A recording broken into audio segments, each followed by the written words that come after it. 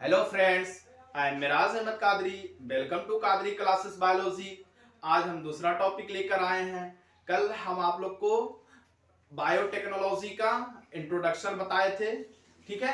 आज हम recombinant DNA technology के बारे में बात करेंगे।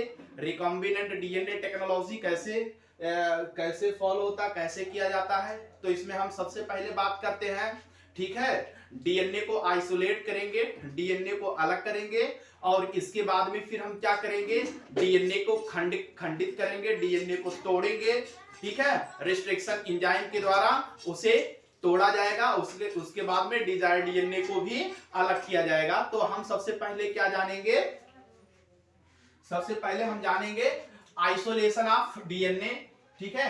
आइसोलेशन ऑफ डीएनए यदि अगर हम मानते हैं, मान लो एनिमल सेल है, एनिमल सेल के अगर हमें पता है कि किंगडम एनिमेलिया के यानी जितने भी जंतु होते हैं इसमें किसी भी जंतु में सेल वॉल नहीं होता।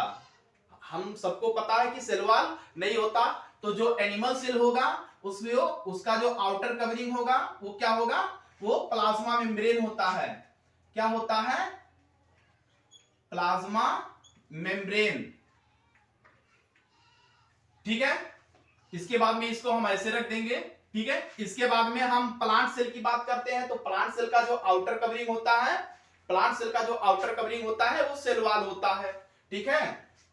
और प्लांट सेल का जो सेल वॉल होता है वो किसका बना होता है? सेलुलोज का, ठीक है। किसका ये बना होता है? सेलुलोज का बना होता है। इसको हमें तोड़ने के लिए क्या करना पड़ेगा? सेलुलेज एंजाइम का प्रयोग करना पड़ेगा। सेलुलेज एंजाइम का प्रयोग करेंगे, ये बाहर का कवरिंग टूट जाएगा और ऐसे हमको आउटर कवरिंग, ठीक है, प्लाज्मा मेम्ब्रेन बचेगा, ठीक है। उसी तरीके से हम फंगस सेल का बात करेंगे। फंजाई का जो कोशिकाएं होती है, फंजाई की जो होती हैं, ठीक है, ये किसकी बनी होती है? ये पेप्टाइडोग्लाइकॉन की बनी होती है, ठीक है।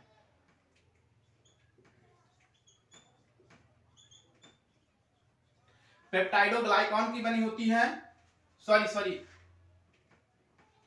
मिस्टेक, काइटिन की बनी होती है, ठीक है। जो फंगस सेल का जो सेल वॉल होता है वो काइटिन का बना होता है, ठीक है।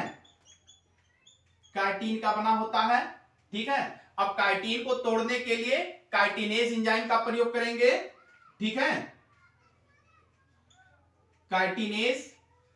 काइटिनेज एंजाइम का प्रयोग करेंगे, ठीक है। और जब काइटिनेज एंजाइम इसके ऊपर डालेंगे, फंगस सेल के ऊपर डालेंगे तो उसका आउटर कवरिंग सेल वॉल टूट जाएगा, ठीक है। और आउटर कवरिंग क्या बचेगा? उसके बाद का जो कवर होता है वो प्लाज्मा मेम्ब्रेन होता है। इसके बाद में बैक्टीरिया, हमको पता है कि जो बैक्टीरिया होता है बैक्टीरिया में भी सेल वॉल होता है, ठीक है। और बैक्टीरिया का जो सेल वॉल होता है वो पेप्टाइडोग्लाइकॉन का बना होता है। मुझसे थोड़ा सा मिस्टेक हो गया कहने में, ठीक है। बैक्टीरिया का सेल वॉल किसका बना होता है? पेप्टाइडोग्लाइकॉन का बना होता है, ठीक है। बैक्टीरिया का जो आउटर कवरिंग सेल वॉल और बैक्टीरिया का जो सेल वॉल होता है वो पेप्टाइडोग्लाइकॉन का बना होता है।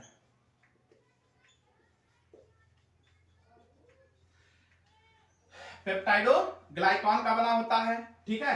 अब पेप्टाइडोग्लाइकॉन को तोड़ने के लिए हमें क्या चाहिए? एंजाइम चाहिए, ठीक है। इस पे हम कौन सा एंजाइम का प्रयोग करेंगे? Lysozyme, lysozyme enzyme. इन सभी एंजाइम का प्रयोग करके उसके सेल वॉल को हम क्या करते हैं? तोड़ देते हैं, ठीक है। पौधे का होगा तो सेलुलेज एंजाइम डालेंगे, फंजाई का होगा तो हम काइटिनेज डालेंगे और बैक्टीरिया का होगा तो क्या डालेंगे? लाइसोजाइम। देख लेते हैं, देखिए जो हमारी आंखों में ये लाइसोजाइम जो एंजाइम होता है हमारे माउथ में भी पाया जाता है, हमारे आंखों में भी पाया जाता है, क्योंकि हमको पता है ना बैक्टीरिया आर ओमनीप्रेजेंट, बैक्टीरिया हर जगह उपस्थित है, ठीक है।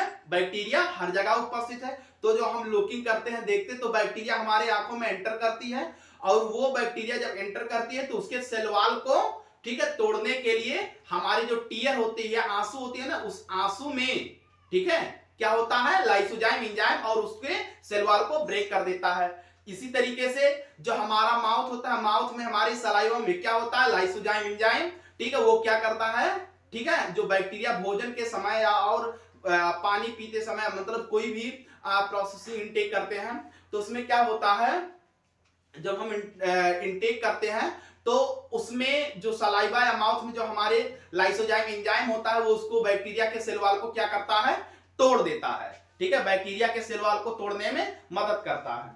ठीक है, अब इसके बाद में ये हम सबको क्या प्राप्त हो गया, ठीक है, प्लाज्मा मेम्ब्रेन। ठीक है, जिसका क्या बचा हुआ है, प्लाज्मा मेम्ब्रेन, इसका भी प्लाज्मा मेम्ब्रेन बचा हुआ है।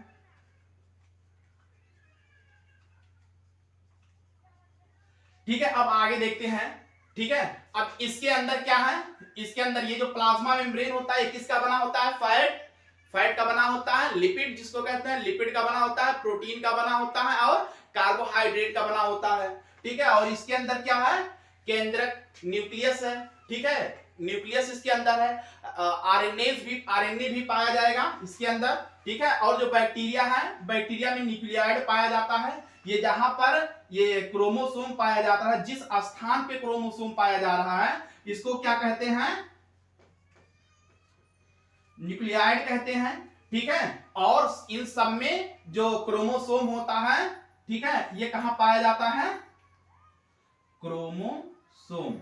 ठीक है, न्यूक्लियाइड में क्या, न्यूक्लियाइड की जो स्थान है उस स्थान पे क्रोमोसोम बैक्टीरिया में पाया जाता है, लेकिन जो और एनिमल सेल हो गया, प्लांट सेल हो गया और फंगस सेल हो गया, उसमें जो न्यूक्लियस होता है, न्यूक्लियस के अंदर क्रोमोसोम पाया जाता है। ठीक है, न्यूक्लियस के अंदर क्रोमोसोम पाया जाता है। अब इन सबको हमें, ठीक है, डिस्ट्रॉय करना है, हमें डीएनए चाहिए, हमको जो हमारा जीन ऑफ इंटरेस्ट है, ठीक है, वो क्या है, डीएनए है। ठीक है, डीएनए। ठीक है, तो अब डीएनए को हमें निकालना है तो प्रोटीन को भी डिस्ट्रॉय करना पड़ेगा, प्रोटीन को भी डिस्ट्रॉय कर तोड़ना पड़ेगा, कार्बोहाइड्रेट को भी तोड़ना पड़ेगा और फैट को भी तोड़ना पड़ेगा, आरएनए को भी तोड़ना पड़ेगा। अब इन सबको तोड़ने के लिए हम सब एंजाइम का प्रयोग करते हैं। ठीक है,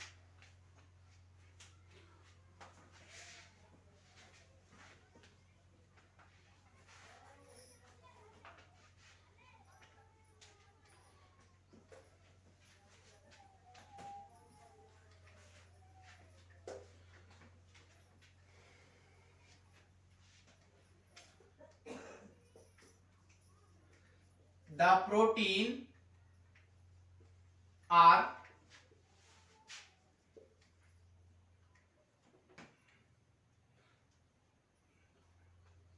break down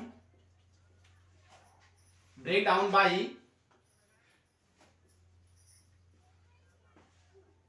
protease enzyme. Protease enzyme का प्रयोग करके हम प्रोटीन को तोड़ देंगे। ठीक है, और दूसरा क्या हो जाएगा,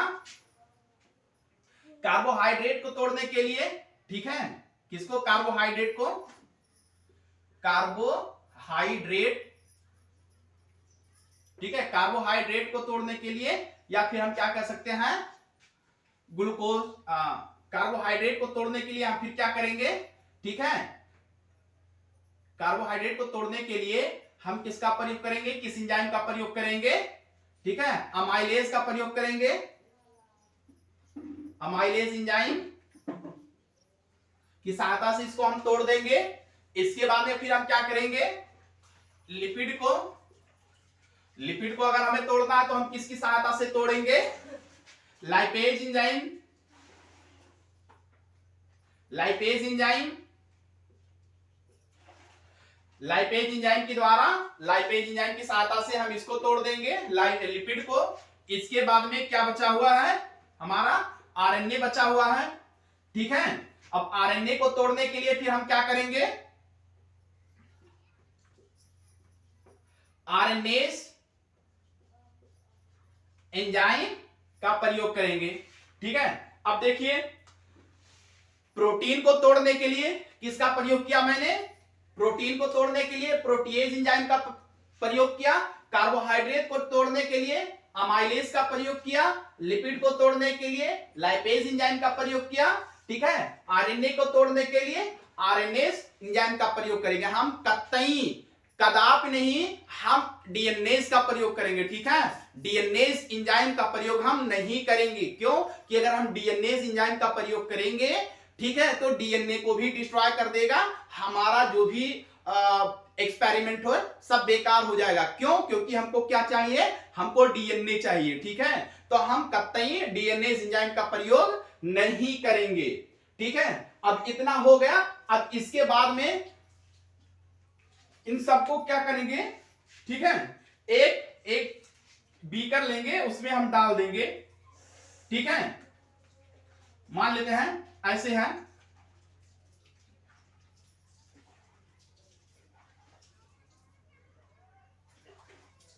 ठीक है।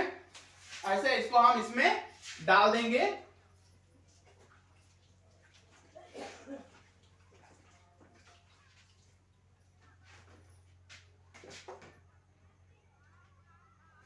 जो भी ब्रेक एंड डाउन हुआ है, protein, fat, carbohydrate, RNA plus उसमें जो टूटा नहीं, जिसको हम डीएनए कहते हैं, डीएनए डिस्ट्रॉय नहीं होगा, बाकी और सब डिस्ट्रॉय हो जाएगा, ये सब मिक्स हो जाएंगे, ठीक है, और मिल जाएंगे। उसके बाद में इसको फिर हम क्या करेंगे, जो हमारा डीएनए होता है, जो हमारा डीएनए होता है वो हिस्टोन प्रोटीन से बाइंड होता है, ठीक है, वो हिस्टोन प्रोटीन से बाइंड होता है। उसके बाद में इसमें क्या करेंगे, इसको हम इसमें डाल देंगे। तो इसमें जो हमारा जीन ऑफ इंटरेस्ट है, मान लो डीएनए जो होगा ये ऊपर की तरफ आ जाएगा, और उसके बाद में जो और कंपोनेंट होगा वो नीचे की तरफ रहेगा, ठीक है। ये जो मैंने बनाया एक बीकर लिया है, इसके बाद में इसमें क्या है, चिल्ड एथिनॉल, ठंडे दारू में इसको हम डाल देंगे, ठीक है। किसमें डालेंगे? ठंडे दारू में इसको हम डाल देंगे। मान लो ये दो तीन मतलब कार्बोहाइड्रेट, प्रोटीन, फैट वगैरह, ये जितने विभिन्न प्रकार के कंपोनेंट इसमें हैं, ठीक है, ये जो भी विभिन्न प्रकार के कंपोनेंट है। इसके बाद में फिर हम क्या करेंगे, एक रॉड लेंगे, ठीक है, एक रॉड लेंगे ऐसे, और इसमें डालकर इसको हम ऐसे घुमाएंगे, ठीक है।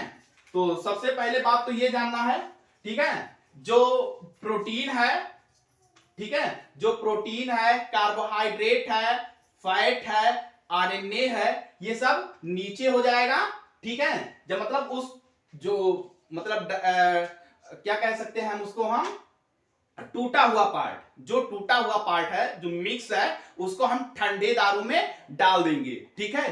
चिल्ड एथिनॉल ठंडे दारू में डाल देंगे और सैक करेंगे, हिलाएंगे, ठीक है। तो जो और अदर वेस्टर्न मटेरियल है वो नीचे बैठ जाएगा, जो हमारा डीएनए है, ठीक है, वो डीएनए ऊपर आ जाएगा, और एक हम रॉड की सहायता से इसको ऐसे घुमाएंगे। घुमाने से जो रॉड होगा उस पर डीएनए चिपक जाएगा। क्या होगा? डीएनए चिपक जाता है, ठीक है। और इसके बाद में हम इसको निकाल लेंगे, जैसे चिम्मच होता है, ठीक है, स्पून, स्पून का क्या काम है, डालो मतलब कोई प्लेट हो उसमें डालकर और मटेरियल को निकाला जाता है, ठीक है। तो स्पून से हम याद करेंगे स्पूलिंग। क्या याद करेंगे? स्पूलिंग, ठीक है, भूलना मत, स्पूलिंग याद करेंगे, ठीक है। तो ये जो रॉड से हिलाकर, ठीक है, नचाकर, इसको रोटेट करके डीएनए को इसमें जब चिपक जाता है, तो ठीक है, इसको जो हम निकाल रहे हैं, ये डीएनए की निकालने की प्रक्रिया क्या कहलाएगी?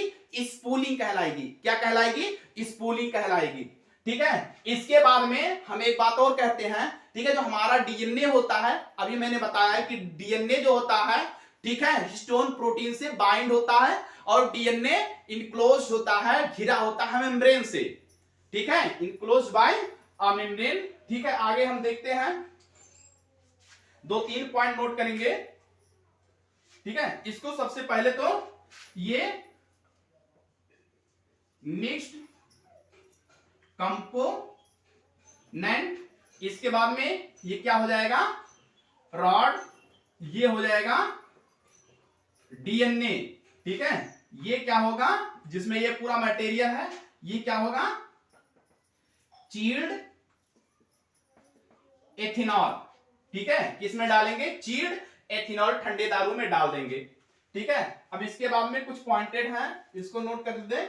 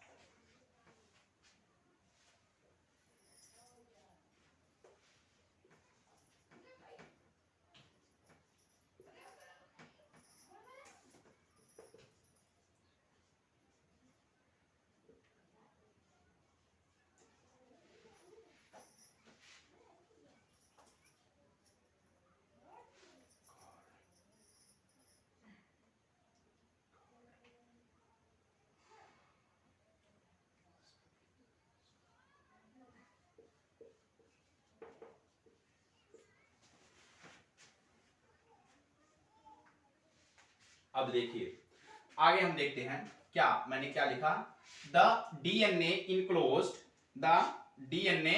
इनक्लोज्ड बाई मेम्ब्रेन, ठीक है। डीएनए किससे क्या होगा, मेम्ब्रेन, वो भी हिस्टोन प्रोटीन का। DNA bind by histone protein, ठीक है। डीएनए किससे बंधा होता है, हिस्टोन प्रोटीन से बिल्कुल बंधा हुआ होता है, ठीक है। द प्यूरिफाइड डीएनए, ठीक है, इसको हम रिमूव कर लेंगे, ठीक है। इसको जो प्यूरिफाई करेगा, जैसे ये सब मिक्स था, ठीक है, मिक्स था, चिल्ड ठंडे दारू में नहीं डाला, ठीक है, ये डीएनए ऊपर हो गया, ठीक है, तो प्यूरिफाई हो गया। अब इसको हम रिमूव करेंगे, वहां से हटाएंगे, आउटसाइड करेंगे, ठीक है। कहां से करेंगे, फ्रॉम चिल्ड एथिनॉल, ठंडे दारू से इसको हम निकालेंगे। और इस प्रक्रिया को क्या कहते हैं, स्पूलिंग, क्या कहेंगे, स्पूलिंग कहेंगे, ठीक है।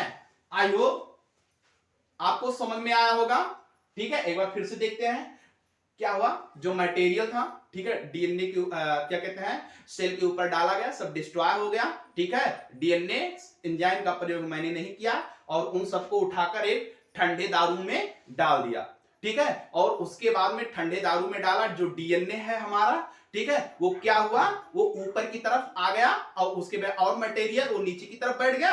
इसके बाद में हम रॉड की सहायता से इसको हम निकालेंगे। निकालने की प्रक्रिया स्पूलिंग कहलाता है। क्या कहलाएगा, स्पूलिंग कहलाएगा। अब जीन हमारा डीएनए हमारा आ गया। अब इसके बाद में हम इसकी कटिंग करेंगे, इसके बाद में हम डीएनए की कटिंग करेंगे। तो आगे का हम देखते हैं, ठीक है। हमारा ये दूसरा स्टेप चालू हो जाएगा, ठीक है। Cut off DNA by restriction enzyme, cut off DNA by restriction enzyme,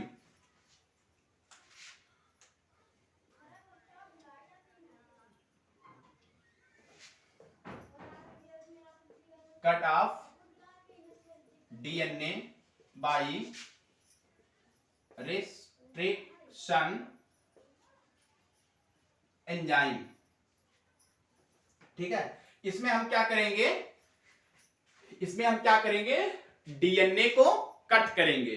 इसमें क्या करेंगे, सबसे पहले, ठीक है, first of all the DNA cut by restriction enzyme, ठीक है। डीएनए के छोटे छोटे टुकड़े कर देंगे, ठीक है। लेकिन क्या डीएनए को, जैसे मैंने कहा, इतनी आसानी से क्या डीएनए को ऐसे कट किया जा सकता है, नहीं। उसमें रिकॉग्निशन साइट होते हैं, ठीक है, जो एंजाइम होता है उसको पहचानता है, ठीक है, और फिर उसके बाद में कट करता है। और एक चीज और, डीएनए का कट हमेशा, डीएनए का कटिंग जो होता है हमेशा पैलिंड्रोमिक सीक्वेंस में ही होता है। किसमें होगा, पैलिंड्रोमिक सीक्वेंस। पैलिंड्रोमिक सीक्वेंस क्या है, अभी हम थोड़े समय में बताएंगे, ठीक है। पहले हम इसको देख लेते हैं, ठीक है। तो रिस्ट्रिक्शन एंजाइम की बात कर लेते हैं, ठीक है। तो इसमें जो होता है रिस्ट्रिक्शन एंजाइम की अगर बात करते हैं तो इसमें दो, ठीक है। एक रिस्ट्रिक्शन एंजाइम जो होता है, ठीक है, बाहर से कट करेगा, और एक रिस्ट्रिक्शन एंजाइम, ठीक है, अंदर से कट करता है, ठीक है। और जब रिस्ट्रिक्शन एंजाइम, बिल्कुल ये मान लीजिए कि रिस्ट्रिक्शन एंजाइम अगर बीच से कट करेगा तो उसको हम एंडोन्यूक्लियस रिस्ट्रिक्शन एंजाइम कहेंगे। और यदि अगर कॉर्नर से कट करना शुरू किया तो उसको हम एक्सोन्यूक्लियस रिस्ट्रिक्शन एंजाइम कहेंगे, ठीक है। तो न्यूक्लियस की बात करते हैं तो ये कितने प्रकार के होते हैं, ये मुख्यतः दो प्रकार के होते हैं, ठीक है। इंडो न्यूक्लियस और एक क्या हो जाएगा, एक्सोन्यूक्लियस, ठीक है। कितने होते हैं, इंडोन्यूक्लियस और एक्सोन्यूक्लियस, ठीक है। ये दो हो गए। इसके बाद में इसको हम एक बार देख लेते हैं, ठीक है। मान लो ये डीएनए फ्रेगमेंट है, ठीक है। इसके बाद में अब देखते हैं रिस्ट्रिक्शन एंजाइम। यदि रिस्ट्रिक्शन एंजाइम यहां से कट किया, इसके बाद में दो भाग में हो जाएगा ऐसे, ठीक है। फिर इसके बाद में इसको यहां से कट किया और यहां से इस पे, ठीक है, अपने रिकॉग्निशन साइड से कट किया, तो क्या कौन सा कट कहलाएगा, इंडोन्यूक्लियस, ठीक है। इंडोन्यूक्लियस रिस्ट्रिक्शन एंजाइम, ठीक है, हमेशा किसको, कहां से, मध्य से, बीच से कट करता है, ठीक है। एक्सोन्यूक्लियस एंजाइम, ठीक है, एक्सोन्यूक्लियस एंजाइम क्या करता है, एक बार इसको भी देख लेते हैं। ठीक है, ये हमेशा जीन को अलग करता रहता है, कट करेगा फाइनली, ठीक है, यहां से कट करना शुरू करेगा, ठीक है, या फिर इस एंड से कट करना शुरू करेगा। इसको हम कह सकते हैं 5 एंड टू 3 एंड, ठीक है, 5 एंड टू 3 एंड, ये क्या है 5 एंड टू 3 एंड, ठीक है। तो ये हमेशा एक्सोन्यूक्लियस किधर से कट करता है, या तो 5 एंड से कट करेगा या फिर 3 एंड से कट करेगा। और इसके बाद में हम आगे देखते हैं इंडोन्यूक्लियस। इंडोन्यूक्लियस हमेशा मध्य से कट करता है, ठीक है। तो जो अक्सर यूज किया जाता है वो कौन सी एंजाइम का, इंडोन्यूक्लियस रिस्ट्रिक्शन एंजाइम का प्रयोग किया जाता है। इसके बाद में हम आगे देखते हैं,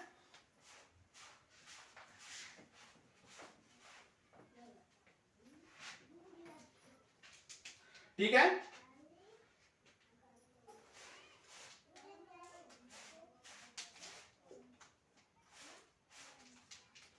पहला पॉइंट हम क्या देखते हैं,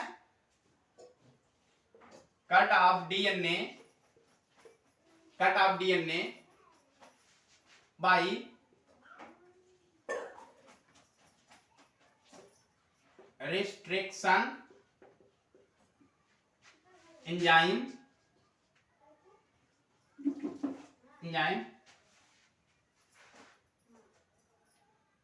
it also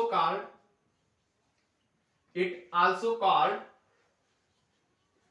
molecular seizure, it also called molecular seizure,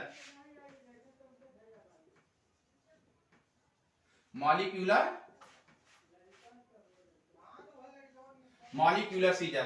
देखिए जो रिस्ट्रिक्शन एंजाइम होता है, जो रिस्ट्रिक्शन एंजाइम होता है, इसको हम मॉलिक्यूलर सीजर के नाम से भी जानते हैं, और हिंदी में क्या कहते हैं, आणविक कैंची, आणविक कैंची के नाम से जाना जाता है, ठीक है।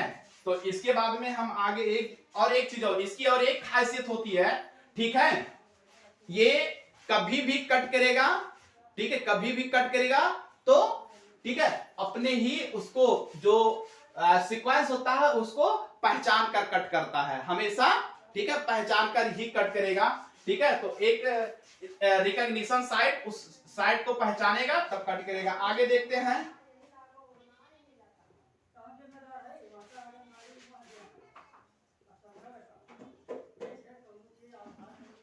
each endonuclease of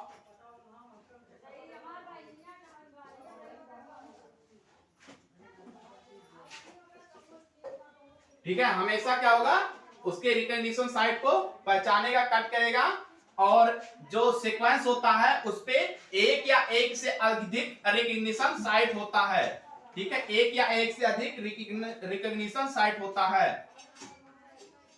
1 or more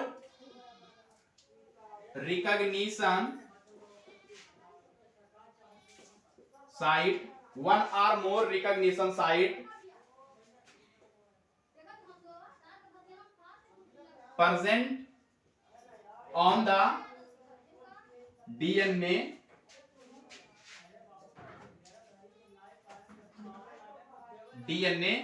fragment,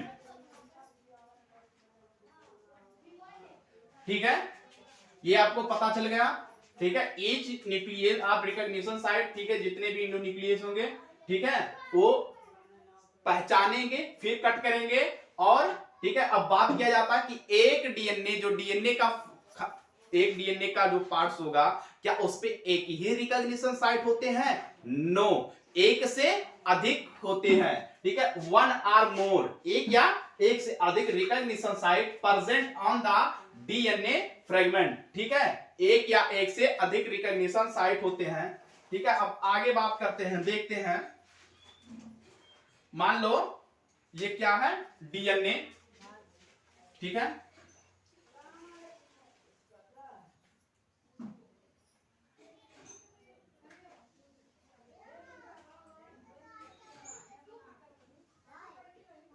ठीक है, ये डीएनए है, ठीक है, और ये क्या करेगा, ये बिल्कुल ऐसे कट करेगा, यहां से भी कट करेगा, यहां से भी कट करेगा, यहां से ऐसे ऐसे कई भागों में इसको कट कर देगा, पहचान कर ही कट करेगा। ठीक है,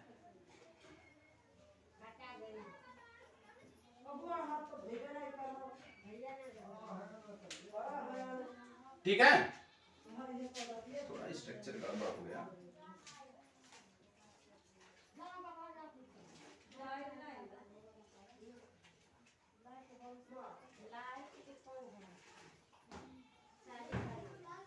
ठीक है, ऐसे है तो इसको विभिन्न स्थानों पर कट करेगा। ठीक है, पहचानेगा, पहले इसको रिकॉग्नाइज करेगा।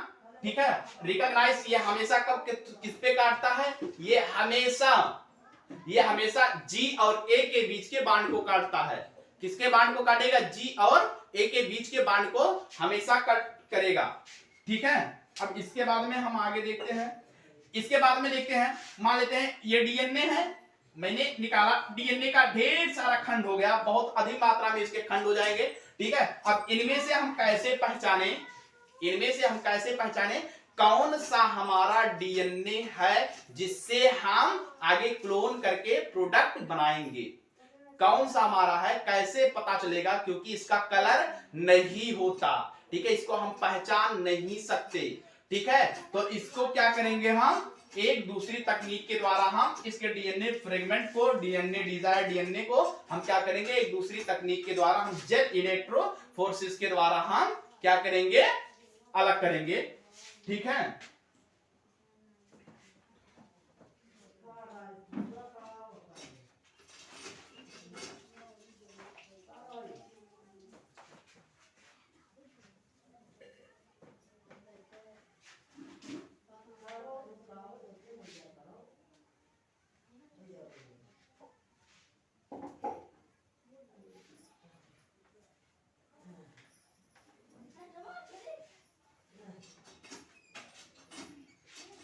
ठीक है, इसको हम जेल इलेक्ट्रोफोरेसिस के द्वारा अलग करेंगे। तो सबसे पहले जेल इलेक्ट्रोफोरेसिस क्या है, एक प्रक्रिया होता है। ठीक है, जेल इलेक्ट्रोफोरेसिस, ठीक है, उस पे इलेक्ट्रिक को प्रोवाइड किया जाता है। ठीक है, विद्युत धारा को। ठीक है, ये बना किसका होता है, एग्रो जेल का बना होता है। ठीक है, एग्रो जेल कहां से प्राप्त हमको, रेड एल्गी से, जो कहां पर पाई जाती है, समुद्र में पाई जाती है। तो हम आगे और बात करेंगे अभी। ठीक है, पहले सबसे पहले इसको हम बना लेते हैं। ठीक है, सबसे पहले ये क्या होगा, जेल इलेक्ट्रोफोरेसिस, जेल इलेक्ट्रो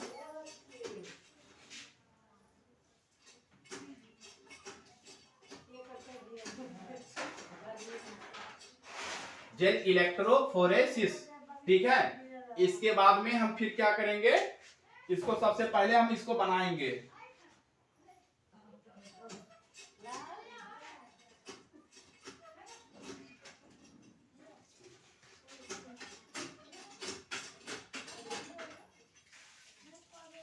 ठीक है, इसको हम पहले बेड को बनाएंगे।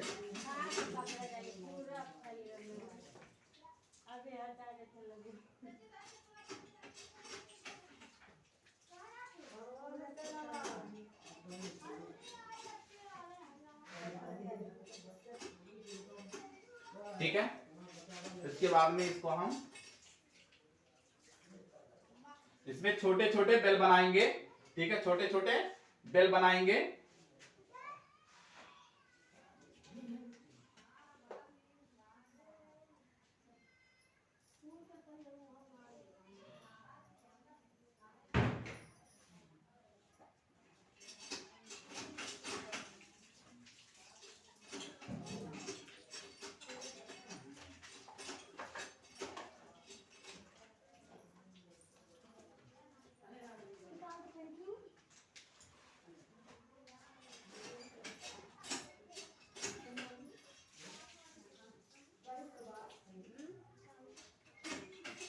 ठीक है, ये क्या है, बेल है।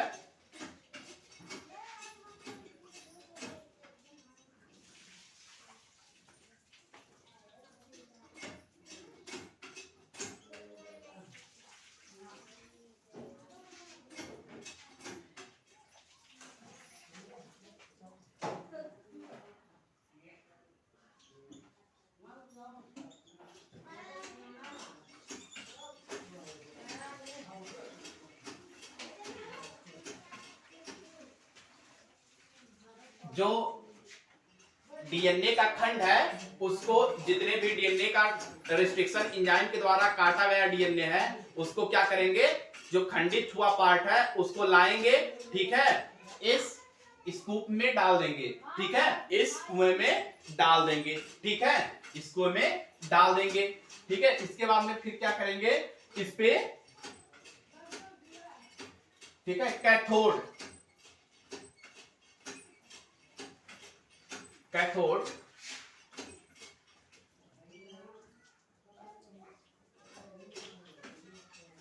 और प्लस चार्ज क्या होगा, एनोड, ठीक है, कैथोड और एनोड, ठीक है, इस पे हम प्रोवाइड करेंगे, ठीक है।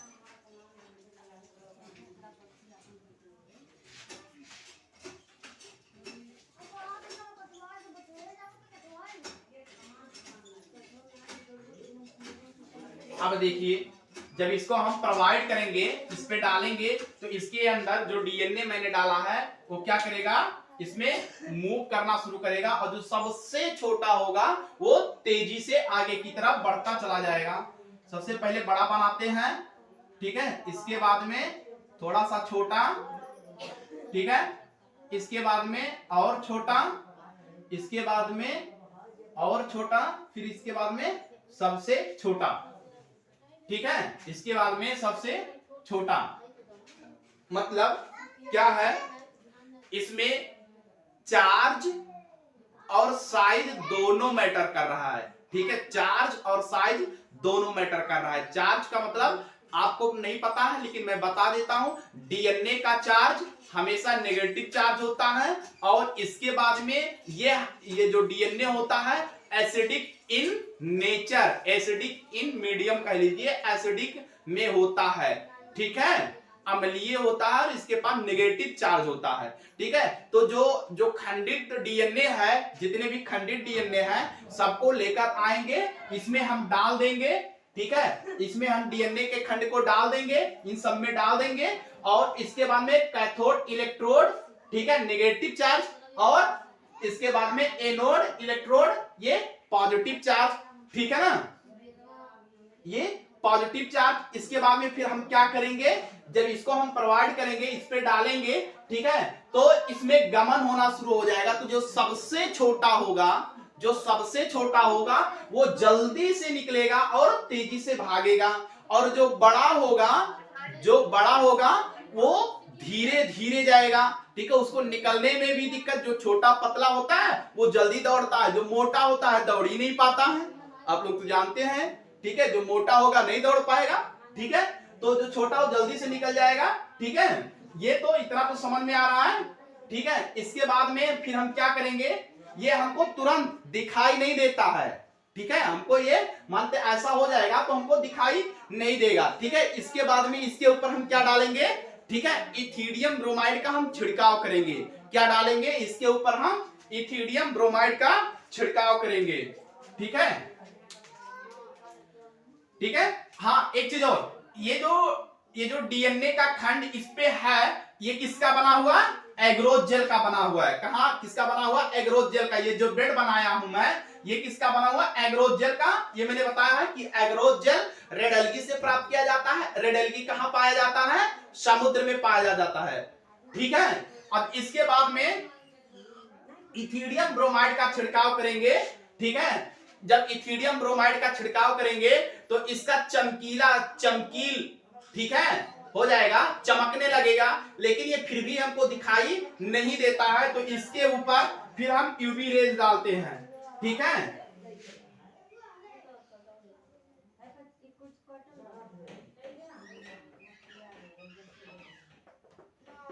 ठीक है, इसको क्या कहते हैं, यूवी रेज, ठीक है, अल्ट्रावायलेट रेज, ठीक है।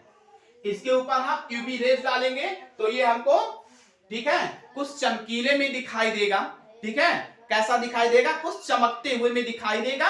इसके बाद में क्या करते हैं, इसको जो हमारा जीन ऑफ इंटरेस्ट, इसको फिर हम निकाल लेते हैं, ठीक है, चम्मच के जैसे रहता है, इसको हम निकाल लेते हैं, ठीक है। तो ये निकालने की प्रक्रिया क्या कहलाती है, निकालने की प्रक्रिया क्या कहलाएगी, ठीक है, इल्यूशन।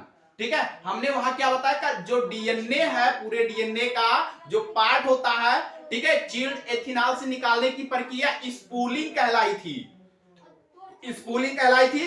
लेकिन एग्रोज जेल से जो डीएनए का खंड है, वहां डीएनए का पूरा फ्रेगमेंट था, लेकिन यहाँ पर जो डीएनए का एक छोटा छोटा जो खंड है, ये यहां से एग्रोज जेल से अगर निकालने की जो प्रक्रिया होती है वो क्या कहलाएगी? ठीक है, इल्यूशन कहलाएगी। क्या कहलाएगी? इल्यूशन कहलाएगी। ठीक है, तो इसके बाद में हम 2-3 पॉइंट इसमें देख लेते हैं। ठीक है,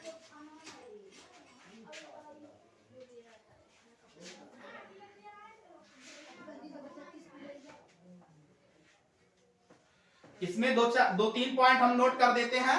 ठीक है, इसको याद रखना ही बहुत जरूरी है। ठीक है, पहला पॉइंट, डीएनए है नेगेटिव चार्ज, डीएनए है नेगेटिव चार्ज। डीएनए हमेशा कैसा रहता है? नेगेटिव रहता है एंड एसिडिक इन नेचर। ठीक है, एसिडिक मीडियम में रहेगा। इसके बाद में फिर आगे हम क्या बात करेंगे? ये जो बेड है, ठीक है, इथिडियम ब्रोमाइड से हम डाई करते हैं। ठीक है,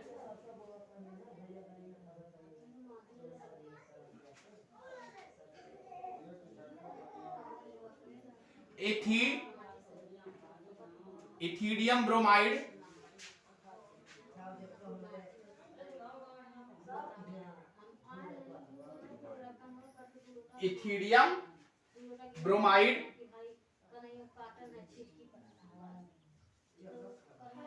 use for die.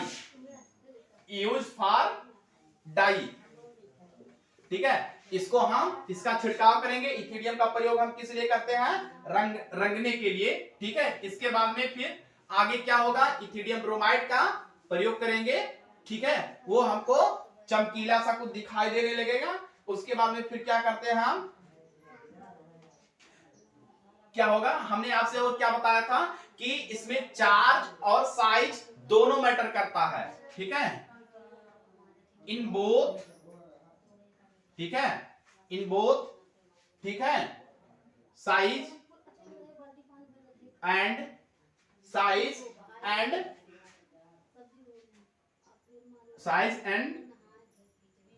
Charge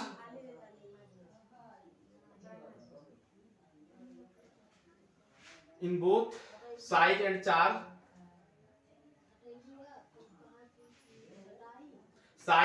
charge, both are matter।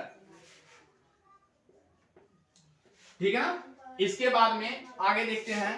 ठीक है,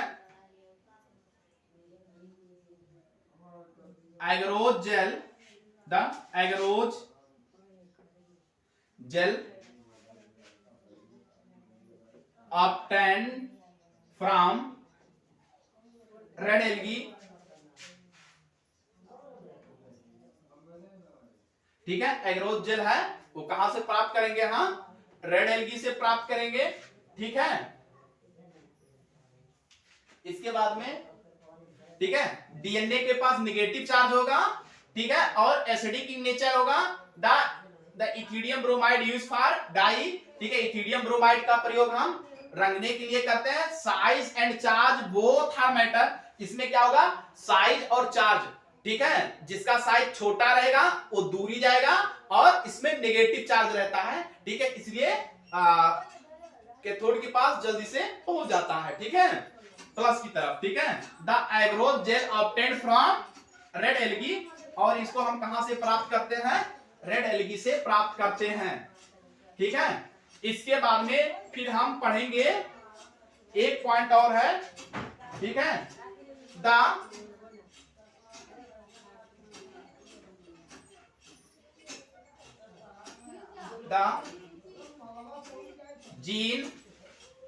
gene are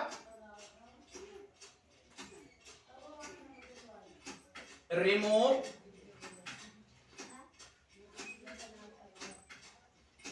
from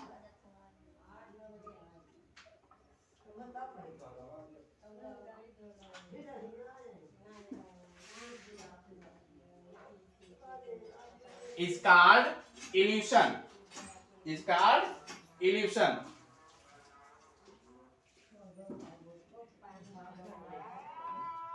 Illusion, ठीक है. The gene are removed from agarose gel is called illusion.